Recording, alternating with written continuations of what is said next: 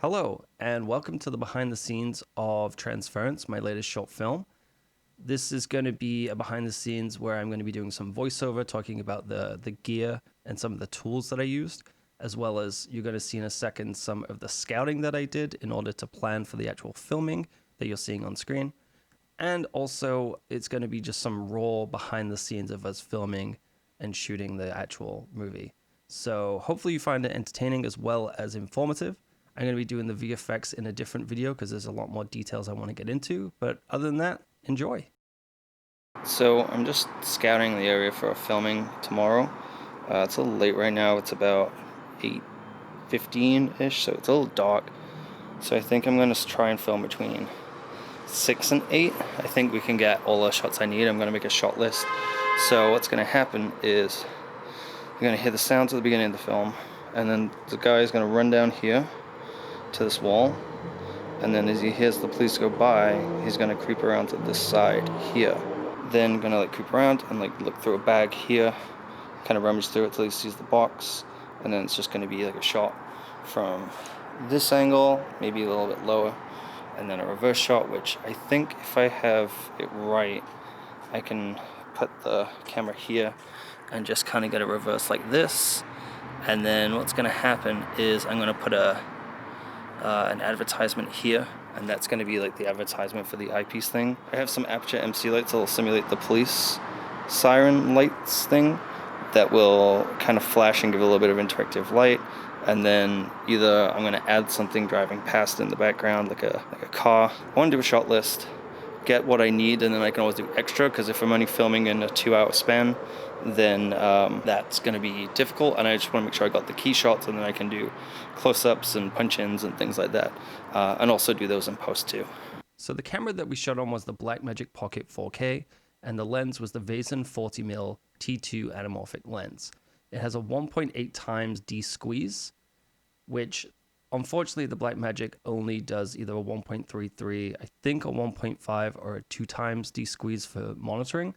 So pulling focus and actually viewing the film is a little bit challenging, but other than that, it looked pretty great. The additional gear was I used a Nuia monitor just so I can view it without having to look at the back of the camera, and that was over HDMI. And we recorded to Blackmagic RAW in 5:1 compression, using the 2.8K anamorphic mode as well, and using mostly was done on a shoulder mount, but we also used the Benro tripod as well. So what are you doing? Trying to get him in focus. Seems reasonable. And there's moths on my face. I was trying to be sexy for him. Beautiful. I ripped my pants some more. No! So can you do it while you're leading us?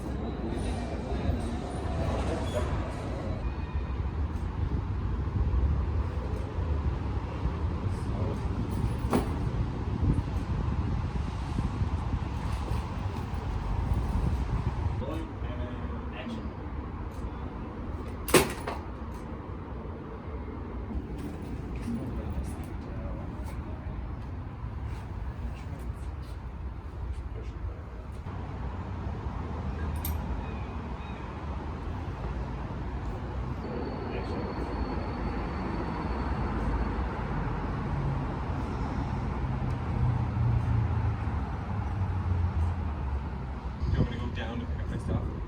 After the fact, to end it or no? Yeah. Do I need to drop the bag or is that better? Yeah, that's fine.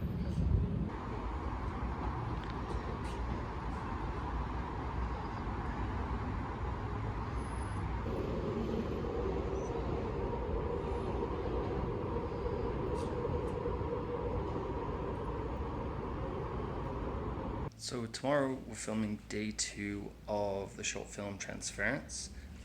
Most of the day will be filmed in the apartment in the interior because there's only a couple of shots left outside, and then we're going to do some pickups on Friday. But I just want to do a quick overview of the lighting setup that I'm doing. So what I have over here is I have the Godox SL60, and I have another one over here too.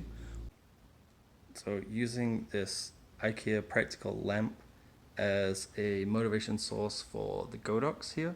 So when we have those angles facing this direction or this direction, we'll actually see this lamp, and it will then in the other shots people will be like, oh well, that's what's lighting them when Nikki is stood here and Sean is facing this way as well.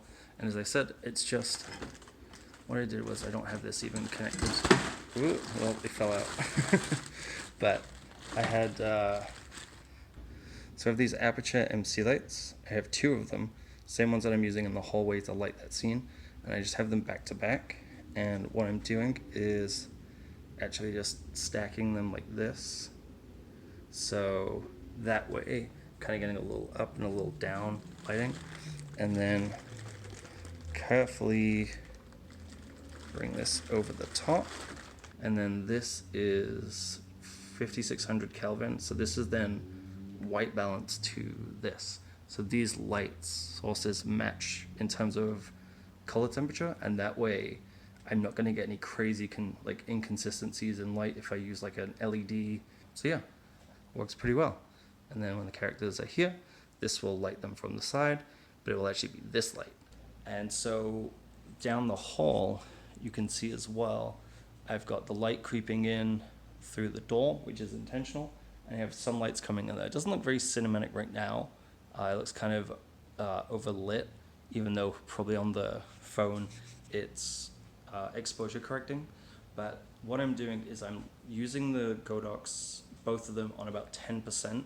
So here we have on this ceiling here, it's very white and bright, and it's low, which is really good because it's closer to the actors. So I'm bouncing the light up so it gives like a nice kind of fill rather than a direct light, and it has a softbox on, so it should be even softer.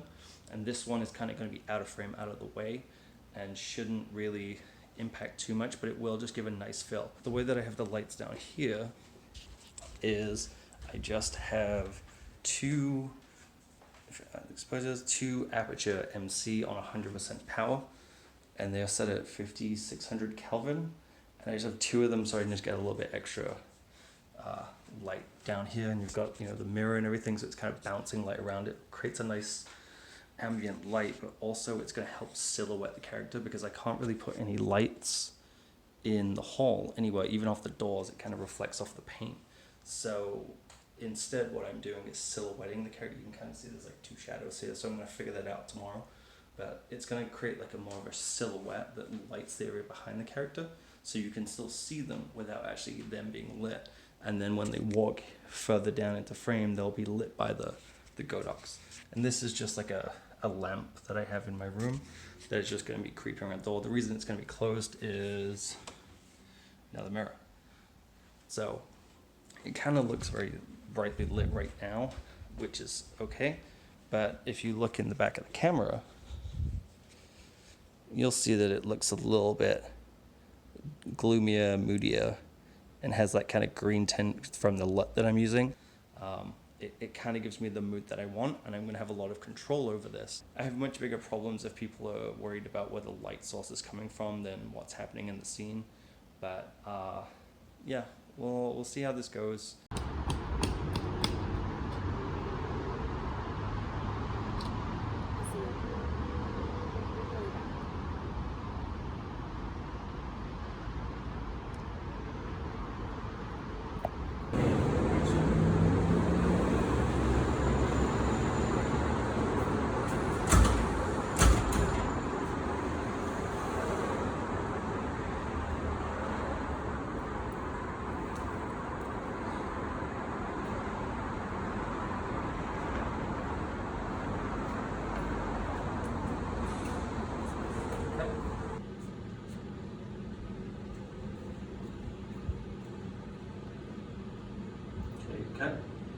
Hi, behind the scenes. Hello. You're supposed to tell me about why you're in this film, who you are, what's going on.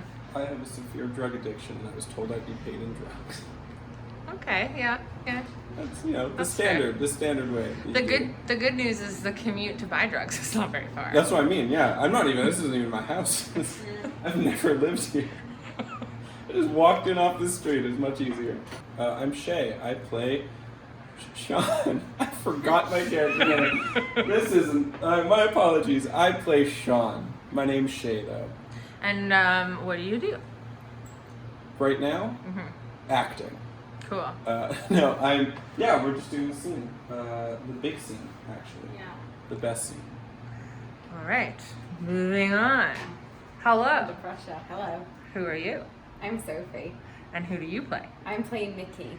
Okay. And what do you do when you aren't playing Mickey? When I'm not playing Mickey, I also act, and I also am a personal trainer. No more running. Hey, Nick. Long time no see. Give me the code. You did something different with your hair. It's looking good. I don't want to hurt you, but I need that code. After everything we've been through, you're still working for him. It's my job. I have debt. It'll hurt my family. I can't do that. I'm sorry it came to this. Me too. Goodbye, Nick. And that's it. That's how we made Transference. Hopefully you found this interesting and entertaining, and at least enjoyed seeing a little bit of behind the scenes of how we actually shot this film. As you can see, for audio, I was using mostly a boom mic with the microphone running directly into the camera, and that was just the easiest way for me to do it. I watch a lot of YouTube and learn a lot of things from YouTube channels like D for Darius, who does a lot of videos about how to be a solo filmmaker and make things on your own. And it's kind of the whole point of what he says is there's no excuse. And you really have to kind of put that into practice of, if you have a phone, if you have a DSLR, if you have a cinema camera or anything in between, you can make films. It's just about doing, and don't let things get in the way and stop you. Just because I didn't have a person to operate sound doesn't mean that we couldn't get sound. And anything that we needed additionally, like footsteps or additional lines of dialogue that we missed, we just simply did that in post-production with some ADR recording, which that will also be included in the video with the visual effects. I'm just going to do a separate video that covers post-production because this video is already very long. But thank you so much for watching this video. If you enjoyed it and you want to see the next video of the post-production and the visual effects, please consider subscribing, and see you in the next one.